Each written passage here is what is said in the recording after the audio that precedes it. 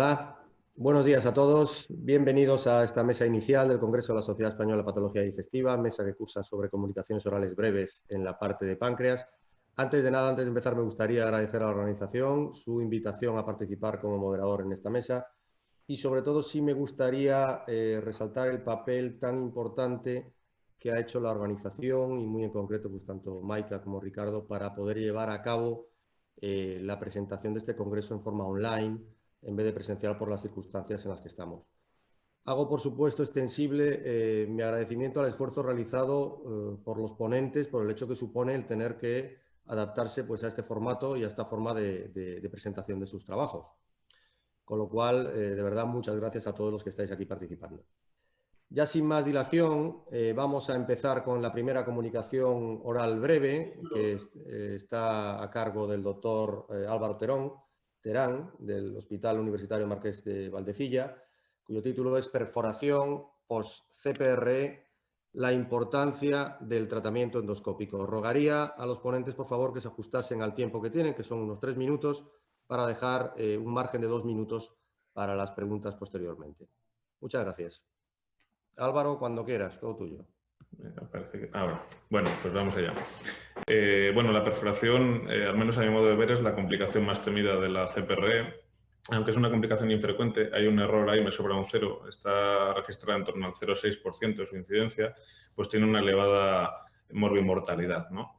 También cuando hacemos la CPR, pues la localización se puede localizar a diferentes niveles, en la pared del propio tubo digestivo, en la papila, en la propia vía biliar, y además puede relacionarse con diferentes maniobras propias del manejo del endoscopio, del paso del endoscopio o de la propia CPRI. Nos planteamos hacer un estudio en el que queríamos conocer la incidencia de la perforación en nuestro centro, identificar qué factores podían estar relacionados y analizar los resultados de aquellos en los que habíamos podido hacer un tratamiento endoscópico. Hicimos una revisión retrospectiva de la base de datos endoscópica, de las historias clínicas y del registro del servicio de admisión de todos los pacientes sometidos a CPR en nuestro centro en 10 años, en un periodo que iba desde junio del 2009 hasta el 2019. Se recogieron variables demográficas del procedimiento, el tratamiento en los casos que se había hecho, el tipo de tratamiento y el seguimiento posterior. Yendo a los resultados, en este periodo de 10 años realizamos 4.600 CPRs y obtuvimos 42 pacientes a los que habíamos producido una perforación con esta endoscopia, con una incidencia del casi el 0,9%. Prácticamente la mitad de hombres y mujeres y con una edad media de 70 años. La localización anatómica más frecuente fue la propia papila, seguido de la pared duodenal, y las maniobras implicadas pues, fueron maniobras propias de la CPR, ¿no? Como la esfincterotomía o el precorte, aunque en algunos casos era la tercera de las situaciones, era el propio avance del endoscopio. De estos 42 perforaciones, solo se identificaron el 54% durante la CPRE. En 4 de estos 42 casos fue una perforación diferida y en el 35% no se identificaron durante la CPR, sino que fue en las horas siguientes. Solo pudimos hacer un tratamiento endoscópico, lógicamente, en los que se identificaron, y en esa diferida, que fue 4 pacientes en los que fue una prótesis plástica biliar lo que perforó la pared contralateral a la papila, mientras que no ha sido tratamiento endoscópico en el resto. Por lo tanto, pudimos aportarlo en un tercio de los pacientes. Fueron con prótesis metálicas en algunos casos, cuando era propia de la pared del tubo digestiva, pues con clips o con clips de tipo Vesco. Y así establecimos esos dos grupos, intentamos ver si habíamos aportado algo con el tratamiento endoscópico. Y vimos que la estancia media hospitalaria, en los casos en los que habíamos podido hacer un tratamiento endoscópico, pues era inferior y la mortalidad era de 0, mientras en aquellos que no se había podido aportar tratamiento endoscópico había una estancia media mayor y una mortalidad del 14%. En ningún caso, y probablemente por los bajos números, no hubo diferencias estadísticamente significativas. Y como conclusiones, pues decimos que el tratamiento endoscópico, cuando se identifica, es factible, es efectivo y permite evitar cirugías. No se operó ninguno del grupo de tratamiento endoscópico, aunque en 3 casos se asocia un drenaje percutáneo, que la estancia media hospitalaria y la mortalidad son menores y que el tratamiento endoscópico, además, habíamos visto que éramos más capaces de intentarlo y de conseguirlo en la última parte del estudio. Y eso es. Gracias. Muchas gracias a ti, Álvaro. No hay preguntas en el chat. Yo no sé si alguno de vosotros tenéis alguna pregunta para Álvaro. Yo por mi parte no tengo ninguna. ¿Alguna pregunta? Si no, para compensar ese minuto que hemos perdido ahí con la introducción, vamos a pasar a la segunda presentación. La segunda presentación es el test de aliento con triglicéridos mixtos marcados con carbono 13, utilidad en la práctica clínica, de doctor Dieguez Castillo, del Complejo Hospitalario Torre Cárdenas de Almería y del Hospital Clínico San Cecilio de Granada. Cuando queráis. Bueno, buenos días. Bueno, en realidad soy Pablo Villanueva y voy a exponer, bueno, del Hospital Torre Cárdenas, y voy a exponer acerca de este póster. Como nosotros sabemos, en los pacientes con pancreatitis crónica, el desarrollo de una insuficiencia pancreática exoclínica aumenta mucho la morbimortalidad. Es por ello la importancia de instaurar de forma precoz una terapia sustitutiva con las enzimas pancreáticas. Actualmente, en la práctica clínica no disponemos de métodos idóneos para el diagnóstico de esta insuficiencia pancreática ni de la monitorización de la terapia sustitutiva. Es por ello que el test de aliento con triglicéridos viene a ser una alternativa interesante. Sin embargo, tiene como debilidad que necesita mucho tiempo para realizarlo. Es por ello que el objetivo de este estudio es valorar la viabilidad de la realización del test de aliento de forma ambulatoria, además de ver su utilidad en la monitorización y su valor diagnóstico. Este estudio fue de 15 pacientes que tenían como antecedente la pancreatitis crónica y que ya tenían un test de lactancia fecal previamente hecha, que se realizaron el test de forma ambulatoria. Se les citó a cada uno de ellos en la consulta para hacer una demostración práctica de cómo realizar la prueba y la recogida del kit. Se le entregó la directriz tanto para la preparación, la realización, como recoger las muestras. Además, el valor, la interpretación de los resultados, siendo un valor normal mayor a 29%, se hizo según la edad, el peso y la talla del paciente. Y se tuvo muy en cuenta si estos pacientes estaban con terapia sustitutiva de enzimas pancreáticas o no. De los resultados nos quedamos al final con una muestra final de 11, siendo 73,3% de resultado válido para su interpretación. Y de estos resultados, de los pacientes que estaban con terapia sustitutiva eran 7, y siendo patológicos 6 de ellos, con un porcentaje menor del 29%, dando a entender que tenían una dosis insuficiente de enzimas pancreáticas. Por lo que inicialmente la actitud de estos pacientes sería, primero, ver si están con la correcta dosis, o aumentarla, asociar a IVPs o buscar diagnósticos alternativos. Y de los otros pacientes que estaban sin terapia sustitutiva, salieron resultados patológicos 2, haciendo diagnóstico de una insuficiencia pancreática exoclínica. Cabe resaltar que uno de ellos era un caso discordante con la lactancia fecal, ya debía haber sido porque este test de lactancia fecal se hizo un año previo o porque también tenía una cirugía pancreática previa. En sí, los resultados muestran una buena adherencia a la realización del test en el domicilio, resolviendo el inconveniente del tiempo prolongado que deben permanecer los pacientes en el medio hospitalario. Se evidencia la utilidad del test en la monitorización de la dosis adecuada en las enzimas pancreáticos y como método diagnóstico, tanto el test de aliento como la lactancia fecal muestran concordancia en sus resultados. Si bien algunos estudios sugieren que el test de aliento es más preciso en pacientes con cirugía pancreática, como ocurre en uno de los sujetos. Gracias. Muchas gracias, doctor Amado. ¿Hay alguna pregunta en el chat? No aparece de momento ninguna pregunta. La gente parece que se anima muy poco. Yo no sé si vosotros tenéis algún tipo de pregunta para Pablo. ¿Sí? ¿No? Vamos a ver. Lo que veo es que hay 4 casos de 15 en los cuales no se pudo hacer el test ambulatorio.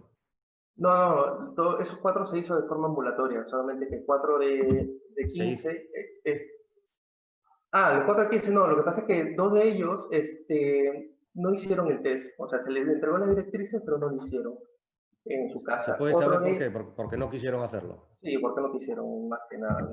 Se le dijo, se le explicó, pero al final no lo hicieron. Se puede considerar como un fallo de lo que es el objetivo principal del estudio, ¿no? Si los hubieseis dicho que viniesen al hospital, lo hubiesen hecho, ¿no? Lo digo porque, claro... Sí, la verdad que sí. Si es que quizás se hubiera hecho en forma en la hospitalaria, pues los pacientes están supervisados lo hubieran Yo es que el problema fundamental que veo en el test de aliento es ese, que es bastante engorroso y hay que estar encima del paciente todo el rato, son bastantes pasos y o estás muy encima o a veces pasa eso, que pierdes bastantes pacientes. Claro, para tener un servicio. Muy interesante, muy interesante el trabajo y de verdad muy, muy novedoso. Muchas gracias. ¿Alguna pregunta por ahí o pasamos a la siguiente? Bueno, pues la siguiente es María Moris, también del Hospital Marqués de Valdecilla, que nos va a enseñar los resultados sobre punción econdoscópica de lesiones sólidas, análisis de resultados y seguridad. Cuando quieras, María. La condoscopia, como yo ya empiezo con Álvaro, que no puedo moverla. Ahora, la condoscopia es una técnica estupenda para las lesiones sólidas que están en contacto con el tracto gastrointestinal. Eso lo sabemos todo. El problema es que la obtención de muestras es muy heterogénea. Las técnicas que utilizamos varían mucho unos centros a otros y no tenemos suficientes estudios con suficiente robustez para definir una estrategia común. Entonces, el objetivo de este estudio salió de básicamente revisar nuestros propios datos y definir aquellas variables que iban a optimizar mejor la toma de muestras para obtener un diagnóstico.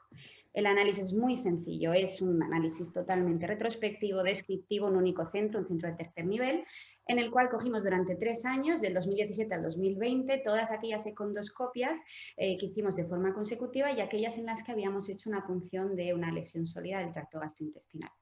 De las variables que recogimos fue el tipo de aguja, el número de pases, que la dividimos en una variable dicotómica en función del tercer pase, la presencia del citopatólogo en sala y luego las complicaciones, que las definimos en leves, moderadas o graves según la terminología de la Sociedad Americana de Endoscopia. En los resultados, se puede ver aquí muy claramente, teníamos 226 lesiones, la gran mayoría, el 70%, fueron masas pancreáticas, y seguidas de un 20% por adenopatías y un 10% de lesiones subepiteliales. Para el análisis lo que hicimos fue enfrentar las masas pancreáticas con el resto de las lesiones. Las agujas, absolutamente todas, fueron agujas tipo biopsia y por la cronología de nuestra muestra, la gran mayoría eran Procore, ¿no? Las que llamamos agujas de nueva generación, la Charcot y la Acquire, eran la minoría, cosa que ha cambiado en los últimos 2 años en nuestro centro. Después, entonces, lo primero que quisimos fue mirar las complicaciones. Las complicaciones fueron un total de 10, es un 4% de la muestra, 2 de ellas fueron graves, una moderada y las 7 restantes fueron leves. Al comparar las complicaciones vimos que daba igual lo que pinchábamos, daba igual el número de pases y daba igual el tipo de aguja, realmente esto no se relacionaba con si podíamos tener más o menos complicaciones. De todas esas condoscopias que comenté, miramos a ver cuáles realmente habíamos obtenido el diagnóstico, que era un 88%, es un porcentaje pasable. Y entonces de estas, ¿cuáles habíamos tenido una confirmación? Ya fuese histológica o por la evolución clínica del paciente si se trataba de un adenocarcinoma de páncreas, por ejemplo. Cuando ya sabíamos si era un diagnóstico correcto o no, volvimos a comparar las variables y los resultados tampoco son muy bollantes, ya que no vimos diferencias estadísticamente significativas ni entre el tipo de masa que estábamos pinchando, el número de pases, la aguja. Sí que vimos una cierta tendencia a tener más diagnóstico cuando hacíamos el tercer pase o cuando utilizábamos las agujas de nueva generación. Así que las conclusiones que tenemos es que la condoscopia, como sabemos, es una técnica estupenda para llegar a este tipo de lesiones, con un 88% de diagnósticos, que las complicaciones son bajas, sobre todo las clínicamente significativas, y por último que parece, según estos estudios, que podría tener importancia ese tercer pase y las agujas de nueva generación, pero desde luego no podemos concluir de forma robusta, ni mucho menos que estas son las variables que están asociadas. Gracias. Muchas gracias, María. ¿Tenéis alguna pregunta? ¿Ninguna pregunta? Yo tengo una pregunta. ¿Me escucháis? Sí, adelante. Hola, María. Mira, la verdad es que es muy interesante, sobre todo la diferencia, porque tenéis una tendencia a las Procore muy importante. ¿Hicisteis algún análisis si había diferencias tanto en complicaciones como en la eficacia? En función del calibre de aguja. 19, utilicéis 19.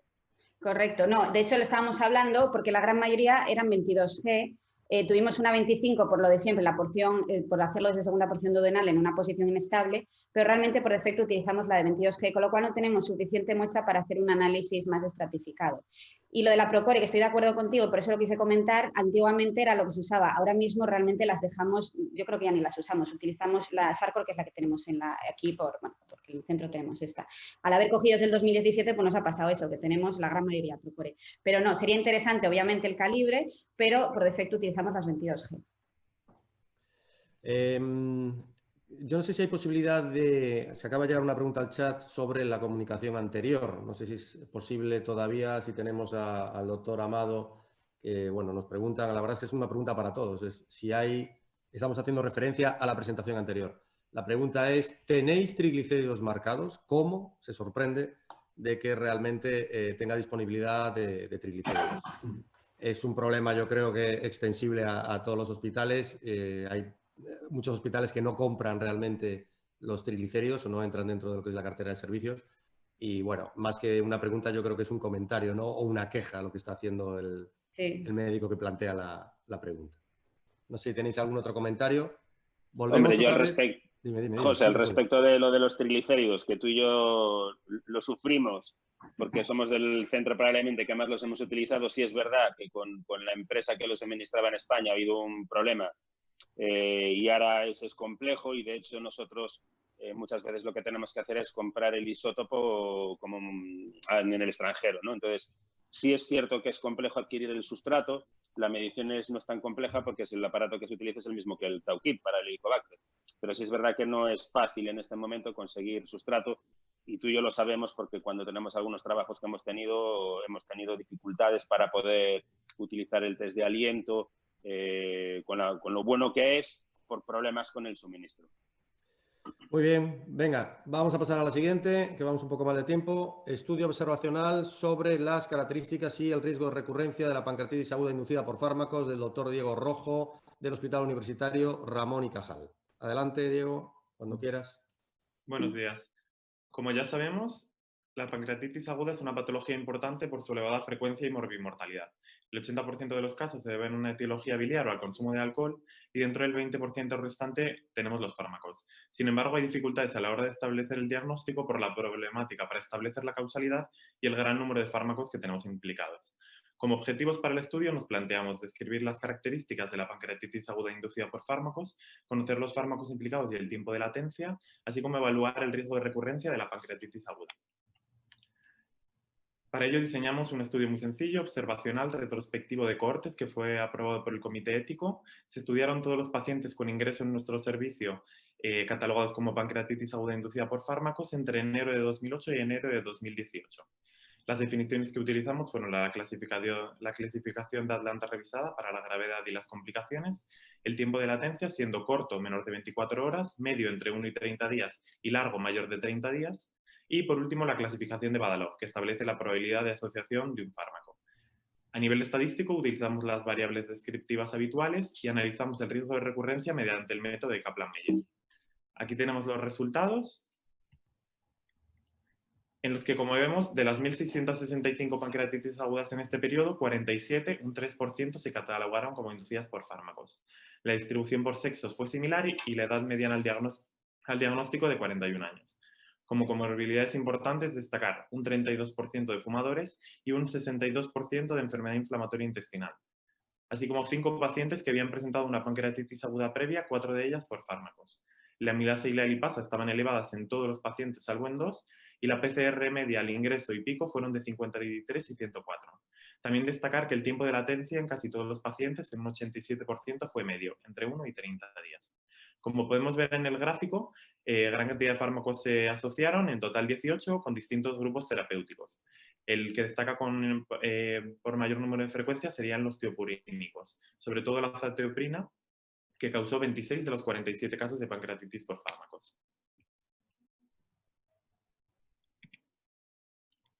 La mediana de tiempo de hospitalización fue de 4 días, siendo la mayor parte de las pancreatitis agudas leves, en casi un 90% de los casos, habiendo un 0% de mortalidad. En todos los casos, salvo en uno, se suspendió el fármaco sospechoso. En este caso fue por duda diagnóstica de la pancreatitis, se reintrodujo la azatioprina, habiendo un nuevo episodio de pancreatitis. Por tanto, hubo 2 recurrencias. Una, el rechallenge positivo de la azatioprina que hemos comentado, y otro, en un paciente que previamente la había presentado por asparaginasa, que presentó una nueva pancreatitis por 6-mercaptopurina, lo que nos da un riesgo de recurrencia del 2,3%. Como conclusión, es decir, que las pancreatitis agudas farmacológicas es una causa poco frecuente, que las tiopurinas son los fármacos implicados con más frecuencia y que generalmente se caracterizan por ser leves, presentar un tiempo de latencia entre 1 y 30 días y una baja tasa de recurrencia al suspender el fármaco. Muchas gracias. Muchas gracias a ti, Diego. No sé si alguno de los ponentes tiene alguna pregunta. Si no, nos movemos ya a la comunicación 6, la 5 no está, con lo cual vamos ya con la sexta comunicación de Julio Iglesias, estudio experimental comparativo simple ciego de biopsia guiada por econdoscopia para la obtención de muestras histológicas de páncreas sano hacia el diagnóstico histológico de pancreatitis crónica precoz. Cuando quieras. Gracias, José. Bueno, estoy aquí a ver si soy capaz de pasar las diapositivas. Si no, se me las podéis pasar, por favor. Vale. Bueno, como todos conocemos, la pancreatitis crónica precoz es un verdadero reto diagnóstico porque no disponemos de métodos realmente eficaces para poder alcanzar el diagnóstico. Por otra parte, y como nos acaba de enseñar María, la biopsia guiada por econdoscopia sí que se ha mostrado de gran utilidad para diagnosticar histológicamente los tumores sólidos de páncreas, aparte de otro tipo de tumores que están alrededor del tubo digestivo. Lo que no tenemos son datos que nos permitan evaluar la utilidad de la biopsia guiada por econdoscopia para obtener tejido pancreático en pacientes con cambios mínimos y para poder evaluar el potencial valor que puede tener la biopsia por econdoscopia en el diagnóstico de la pancreatitis crónica precoz. De hecho, José y yo hicimos un estudio que publicamos en la revista española hace poco tiempo en el que, intentando en este perfil de pacientes obtener una muestra con unas agujas de histología iniciales, las Procor, no habíamos sido capaces realmente de obtener una muestra adecuada.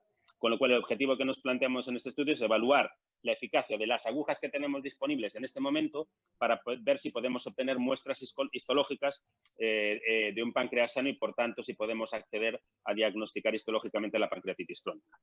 ¿Vale? Para ello, lo que hicimos, si podemos ir a la diapo anterior. Vale, fue un estudio experimental, comparativo, simple ciego, que hicimos en 2 cerdos de 2 meses de edad, que bajo anestesia general le hicimos una econdoscopia con un ecoterapéutico y con un ecoborreitachi. El estudio fue aprobado por el Comité Ético en el Hospital Rof Codina de Lugo. Hicimos 2 fases y 10 movimientos por cada una de las agujas. Todas las muestras que obtuvimos de este páncreas sano del cerdo las depositamos en Citolib para estudio histológico mediante una tinción de hematoxilina y eosina.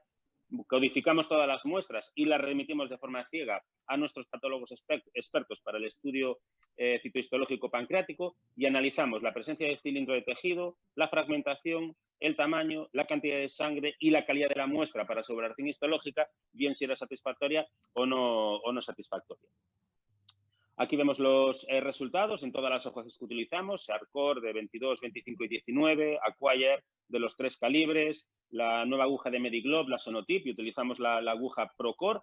Y lo que vimos es que en algunos casos, como con la aguja Sarcor de 22, con la Sarcor de 19, con la Acquire de 19 y con la Sonotip Gain de 22 y con la Acquire de 22, fuimos capaces de obtener muestras satisfactorias. Aquí en la gráfica podéis ver un ejemplo de los cores que obtuvimos y estamos pendientes de disponer de los resultados de las fotografías de la anatomía patológica. De manera que la conclusión con los resultados del análisis de todas estas agujas, después de intentar biopsiar el cerdo, es que la biopsia por econdoscopia del tejido pancreático es factible con algunas de las agujas de las que se dispone. Fundamentalmente obtuvimos buenos resultados con la Procor de 20, con la Acquire y la Sarcor de 19-22 y con la Sonotip Top Gain de Mediglob de 19G. De manera que es probable que tengamos que dar el paso y estas agujas puedan ser adecuadas para obtener muestras de biopsia para el diagnóstico histológico de la pancreatitis crónica precoz. Nada, muchas gracias. Nada, Julio, gracias a ti. ¿Alguien tiene alguna pregunta? ¿Alguna pregunta en el foro? Vamos a ver. ¿Alguien quiere hacer algún comentario? Bueno, pues si no es así, pasamos a la séptima comunicación, que es patología biliar en un hospital terciario, manejo actual y problemas derivados de la demora quirúrgica de la colecistectomía, por el doctor Luis Javier Lamuela Calvo. Adelante, Luis, cuando quieras.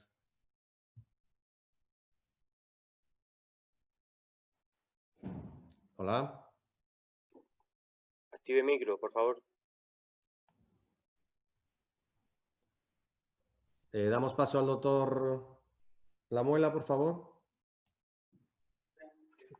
Active micrófono, doctor Lamuela, por favor. Activa el micrófono.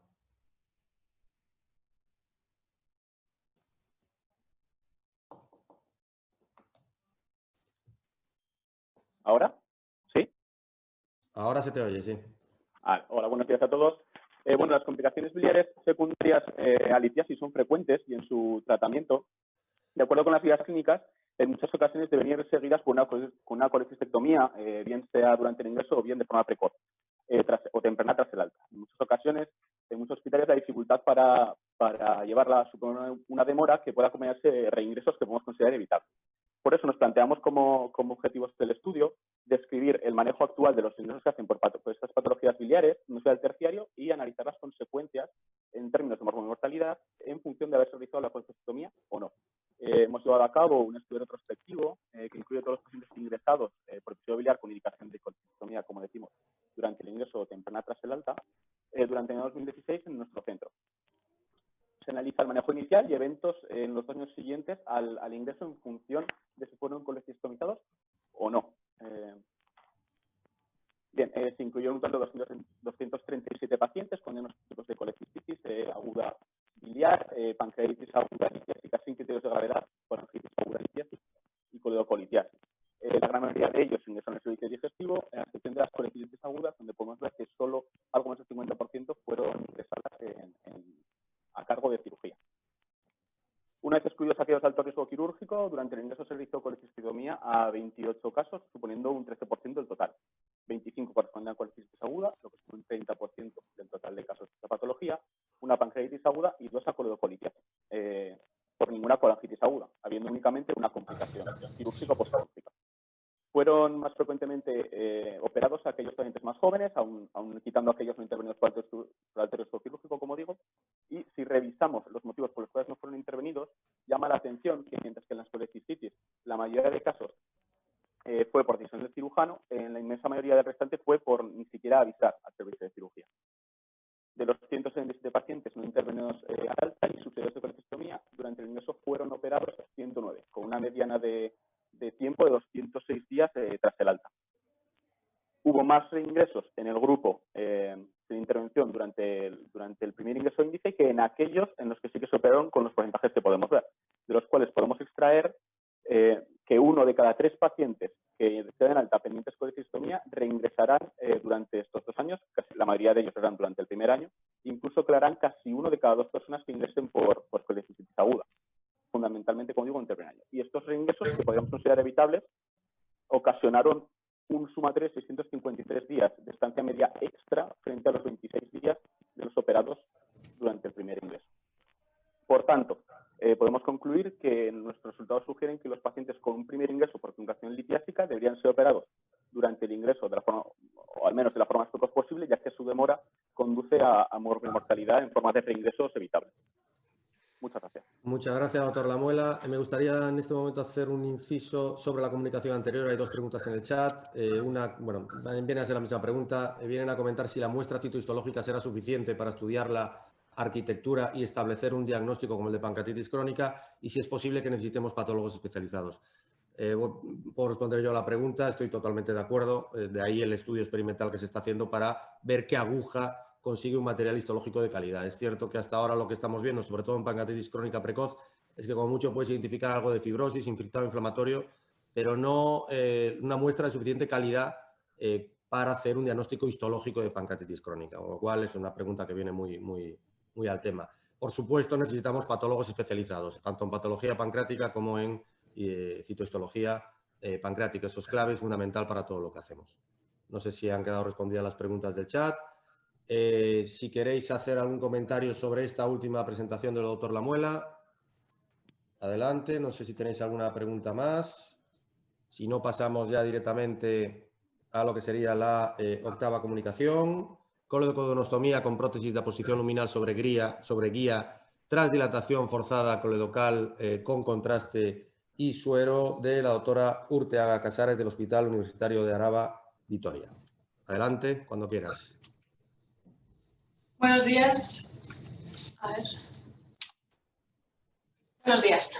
La coledocodonostomía endoscópica es una técnica de rescate que utilizamos para el drenaje interno de la ictericia obstructiva distal maligna cuando la CPR ha fracasado. Y las prótesis de aposición luminal permiten la realización de las mismas en un solo paso. Uno de sus inconvenientes es que si pretendemos colocar una prótesis de 8×8, idealmente necesitaríamos un colédoco de al menos 13 milímetros. Una posible solución a este problema es dilatar, tras inyección de suero y contraste, el diámetro del colédoco.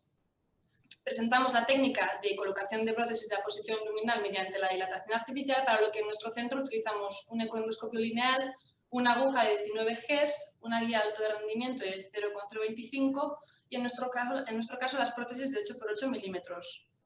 ¿Cómo la realizamos? Bueno, tras localizar el colédoco dilatado mediante ecoendoscopia, realizamos la punción de la vía biliar, aspirando para comprobar la salida de bilis.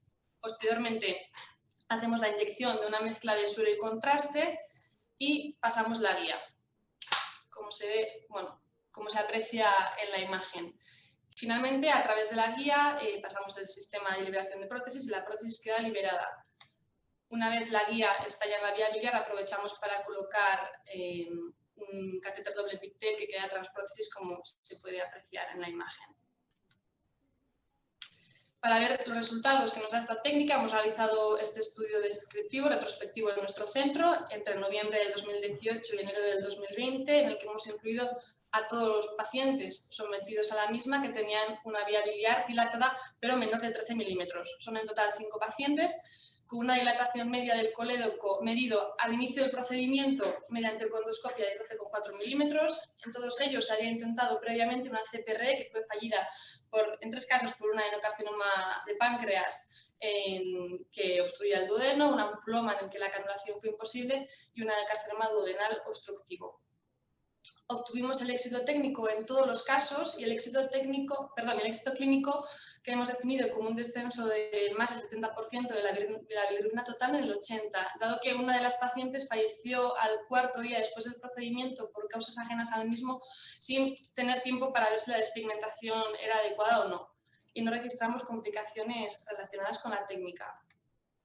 Como conclusión, simplemente decir que la dilatación forzada de la vía biliar para posterior coledopodenostomía endoscópica con prótesis de aposición luminal es una técnica sencilla, segura y eficaz, y que el hecho de puncionar y dilatar ofrece principalmente 3 ventajas: que ofrece mayor seguridad a la hora de liberar el sistema, que mejora la posibilidad de que la prótesis quede adecuadamente colocada cuando no hay una amplia dilatación del colédoco, y bueno, anecdóticamente, que dado que ya has pasado la vía, pues puedes colocar el doble pigtail a través de ella al finalizar el procedimiento. Como inconveniente, sí que aumenta el tiempo del procedimiento, que hemos estimado en unos 15 minutos más aproximadamente. Gracias. Muchas gracias, doctora Urteaga. Muy interesante el trabajo. Entiendo, por lo tanto, que todos estos procedimientos son con colédocos de menos de 13 milímetros, ¿no? Sí. En el resto de los procedimientos los hacéis por vía normal, sin necesidad de guía. Eso Bien. es. Y la pregunta que me hago es, ¿por rutina tenéis protocolizado que siempre ponéis un pigtail por dentro de la prótesis? Yo te lo digo porque yo nunca jamás pongo nada de entrada, salvo que haya complicaciones, y van bastante bien. ¿Lo tenéis ya establecido así? ¿Simplemente poner un pigtail dentro de la prótesis porque sí, o lo hacéis de segundas? No, creo que es más operador dependiente. Es cierto que en prácticamente todos los procedimientos que tenemos registrados sí que dejan colocado un doble pigtail, pero siendo sincera no está protocolizado y yo creo que se basa más en la sensación del operador al terminar el procedimiento. Muy bien, pues muchas gracias. Me gustaría hacer un comentario a la comunicación anterior. Una pregunta en el chat, si es realista, preguntan. Yo creo que esto es más que una pregunta, es un comentario, una sugerencia hacia cirugía. Si es realista la colecistectomía tras pancreatitis aguda leve en la mayoría de los centros. Muchas gracias. Bueno, cada centro, cada cual sabe cómo se maneja con sus cirujanos en su centro, cada uno tiene su experiencia. Y claro, la pregunta es la que es.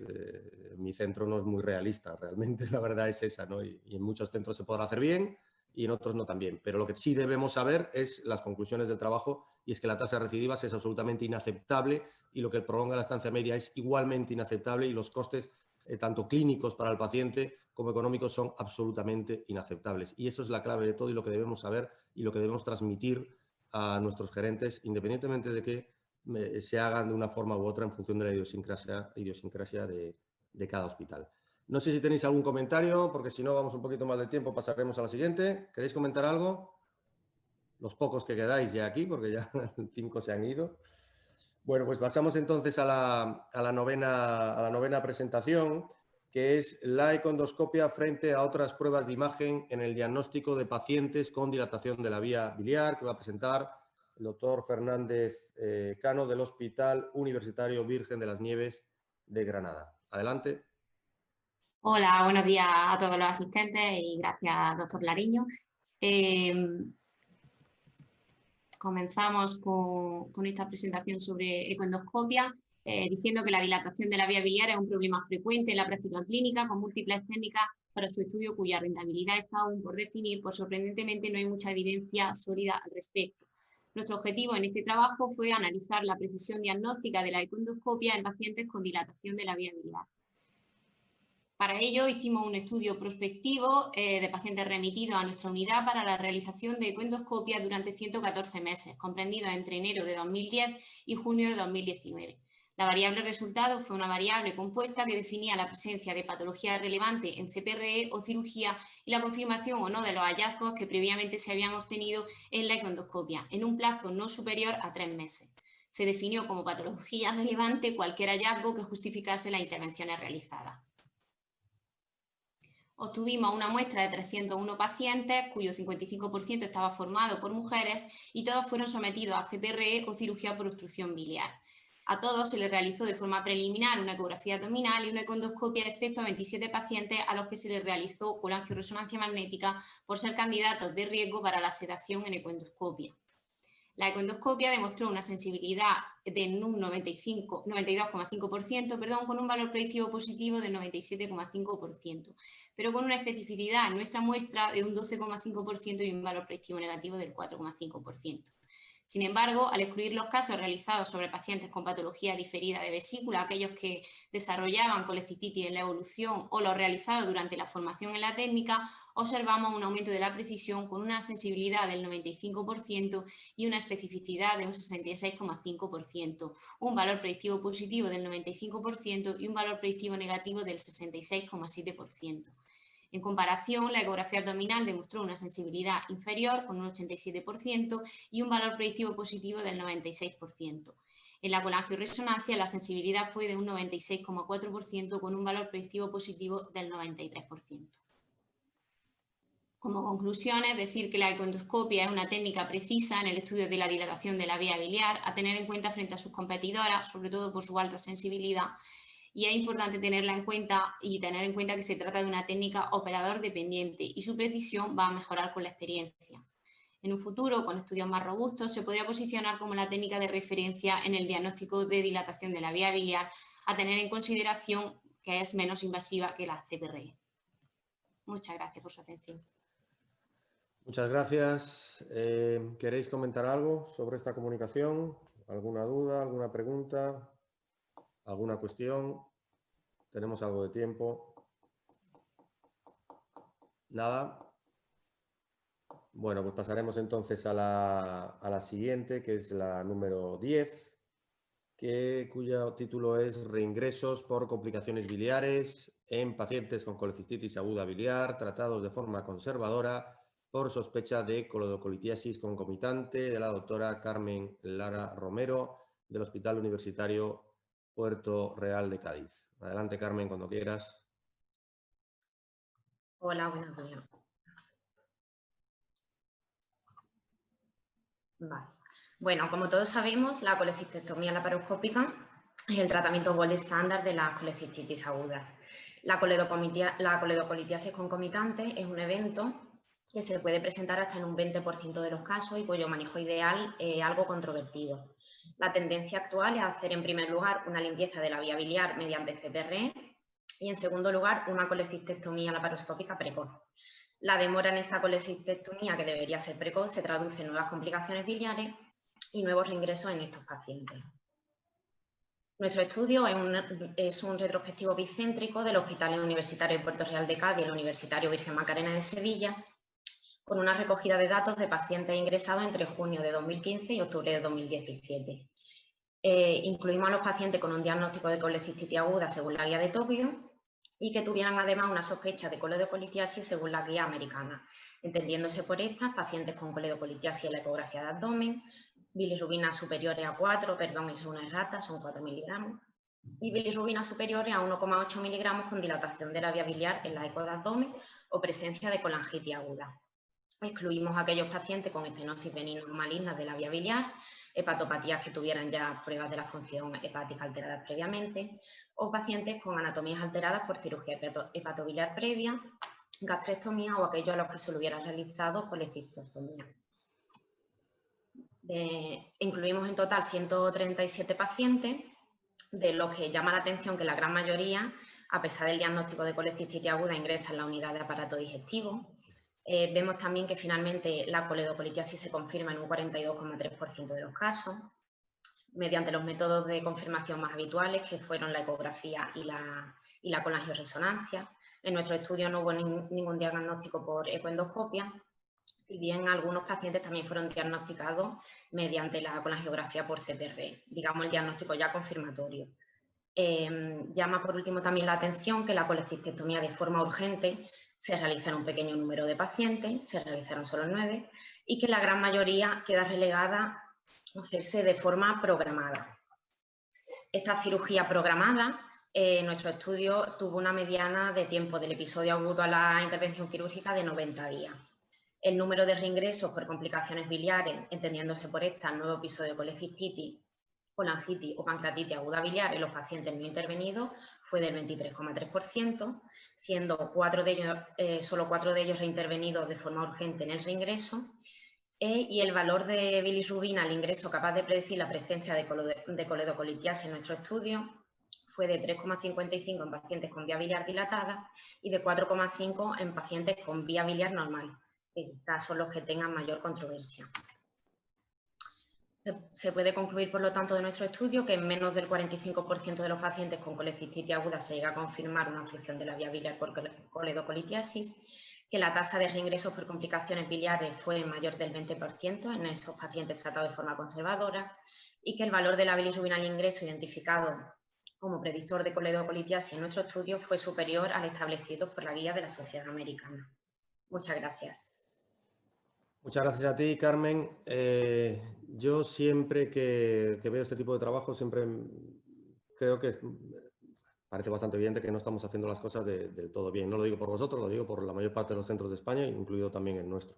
Estamos hablando de pacientes habitualmente de 80, incluso 90 años, que se presentan con una colecistitis aguda y con una sospecha de coledocolitiasis, que siempre viene el cirujano, por lo menos en nuestro centro, a pedirte que le hagamos una econdoscopia para confirmar si hay una piedra o no en la vía biliar y posteriormente una CPR. Al final el paciente se acaba sometiendo a varios procedimientos en días diferentes, con la demora que eso implica, y a la colecistectomía mucho tiempo después.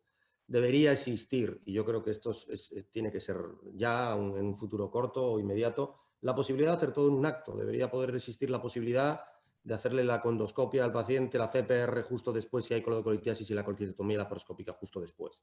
Y eso nos ahorraría a gente de 80 90 años cantidad de días de ingreso, económicamente es mucho mejor y clínicamente para el paciente es lo que se debería realizar. Es la tendencia o es lo que deberíamos poder realizar en los hospitales de tercer nivel, para no andar mareando a gente de 80 90 años y andar sometiéndola a diferentes sedaciones, diferentes procedimientos en días distintos. No sé si queréis opinar algo. Sí, totalmente de acuerdo. No lo he comentado por la falta de tiempo, pero es verdad que cada vez hay más evidencia de los beneficios de realizar la limpieza de la vía biliar y la colecistectomía en un mismo acto quirúrgico. Bien sea haciendo una CPR en quirófano o bien también hay estudios sobre el abordaje laparoscópico por los cirujanos de la vía biliar. Pero que sea todo en un mismo acto, claro. Eso es lo más razonable. ¿Alguien tiene que comentar algo? ¿Alguien quiere decir algo? ¿Algún comentario? Vamos a ver si aquí hay alguna pregunta sobre comunicaciones anteriores.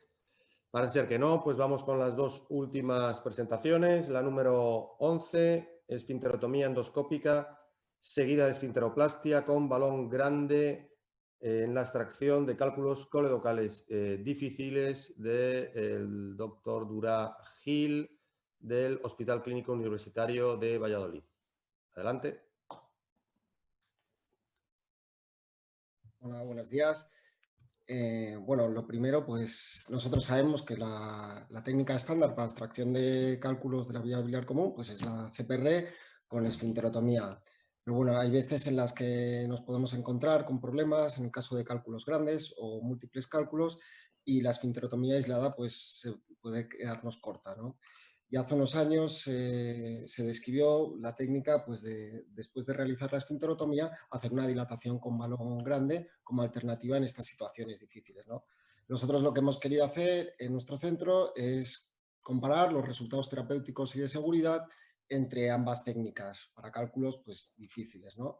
Para eso, pues, hicimos un estudio retrospectivo de enero de 2011 a diciembre de 2018, pues analizando las CPRs en nuestro centro que habían sido, pues, con cálculos de gran tamaño o múltiples cálculos. Recogimos los datos y hicimos un análisis.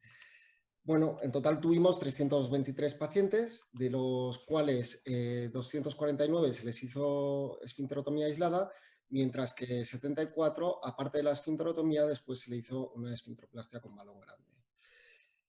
En cuanto a los datos demográficos, como podéis ver, pues no difirieron mucho entre la edad, la distribución de sexo, como vemos, pues edades medias de 75 años, bastante, pues, avanzadas.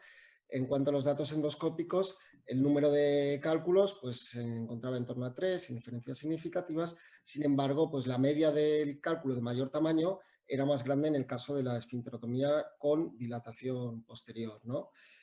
La dilatación, pues, se encontraba en ambos grupos.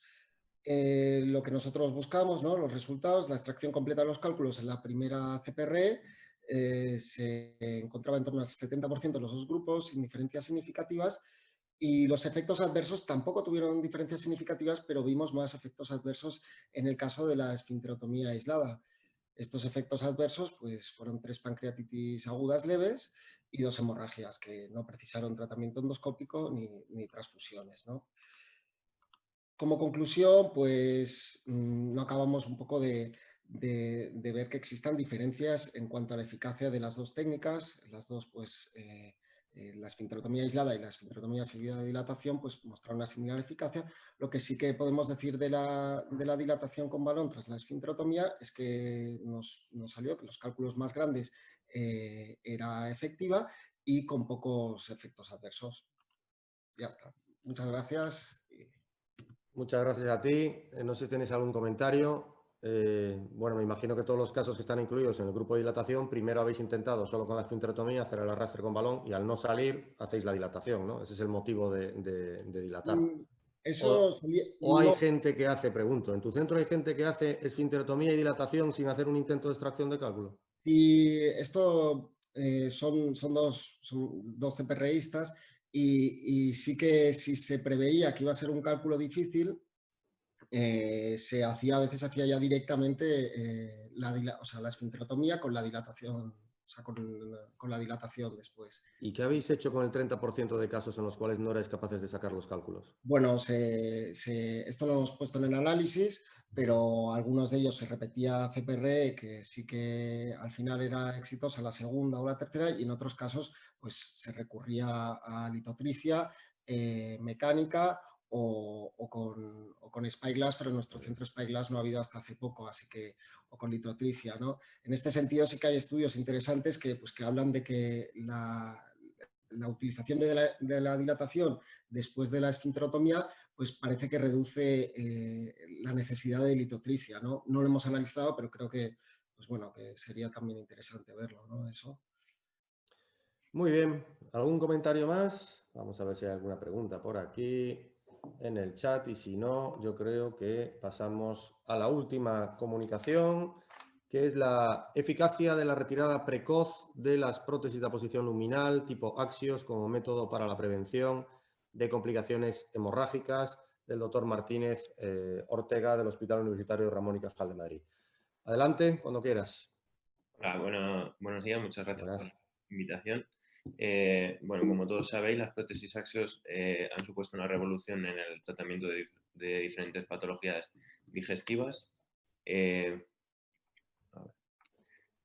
Sin embargo, es una técnica que no está exenta de riesgos. Sobre todo se ha puesto atención en el riesgo de sangrado, sobre todo en sangrado diferido, a raíz de algunas publicaciones de algunos grupos en el que se veía una alta tasa de sangrado tardío. Entonces, lo que pretendíamos nosotros es diseñamos un estudio para evaluar la tasa de efectos adversos de las prótesis Axios en función si se retiraban de forma precoz o de forma tardía y si se implantaba una prótesis plástica doble pigtail o no. Para ello analizamos de forma retrospectiva una base de datos que habíamos recogido de forma prospectiva de las prótesis axios implantadas de marzo del 2017 a junio del 2019 en nuestro hospital, con las diferentes variables que veis aquí. En cuanto a los resultados, incluimos un total de 44 pacientes. Las indicaciones para colocar unas axios fueron las habituales, siendo el drenaje de pseudoquistes y de necrosis pancreática la más frecuente, con un 55% de los pacientes. El tipo de axios más utilizada fue la del tamaño 15×10 en un 52% de los pacientes, y la mayoría de los pacientes, un 61% de los pacientes, no estaban ni anticoagulados ni antiagregados. En cuanto al éxito técnico, fue del 100%, de los 44 pacientes implantamos las prótesis en los 44. El tiempo de retirada retiramos de forma precoz en menos de 6 semanas al 43% de los pacientes y de forma tardía al 57% de los pacientes. El tiempo hasta la retirada, la mediana fue de 10,5 semanas y se colocó un pigtail coaxial a la axios en el 64% de los pacientes. En relación a los efectos adversos, tuvimos un 25% de efectos adversos, siendo la infección y la obstrucción de la prótesis el más frecuente, en un 16% de los pacientes, y solo tuvimos 4 sangrados, y decir que de estos 4 sangrados todos se produjeron 48 horas después de la implantación de la prótesis axios. Ninguno fue de forma tardía. En el análisis univariado y multivariado de las diferentes variables recogidas con respecto a si se relacionaban con el sangrado, todas no demostraron significación estadística y no se asoció ninguna a mayor sangrado.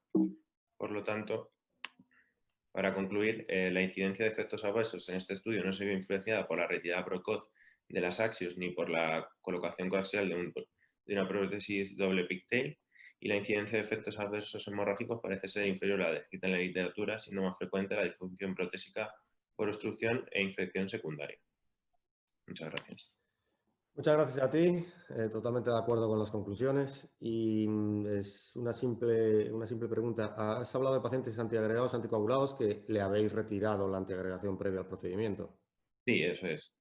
En el caso, tuvimos un caso de uno de los sangrados en un paciente que tenía un acceso a nivel rectal, que estaba previamente antiagregado, anticoagulado. Estaba ingresado en cirugía. Al terminar el procedimiento, al día siguiente le reiniciaron enseguida la anticoagulación, y eso fue el motivo del sangrado, que en cuanto se retiró otra vez de nuevo la anticoagulación, el paciente paró de sangrar. O sea, no precisó ni siquiera realizar un tratamiento endoscópico. Muy bien. Yo no sé si tenéis algún tipo de comentario. Si no existen ninguna preguntas en el chat, en el foro tampoco aparecen ningún tipo de cuestiones ni de comentarios, con lo cual hemos terminado perfectamente en tiempo, y simplemente antes de terminar pues quería agradecer nuevamente a la organización y sobre todo pues a los ponentes que habéis estado ahí dándonos vuestras presentaciones, y también a todo el que se haya conectado y a los que hayan hecho comentarios y preguntas en el chat. Muchas gracias a todos. Y pues espero que nos veamos en otra ocasión. Muchas gracias.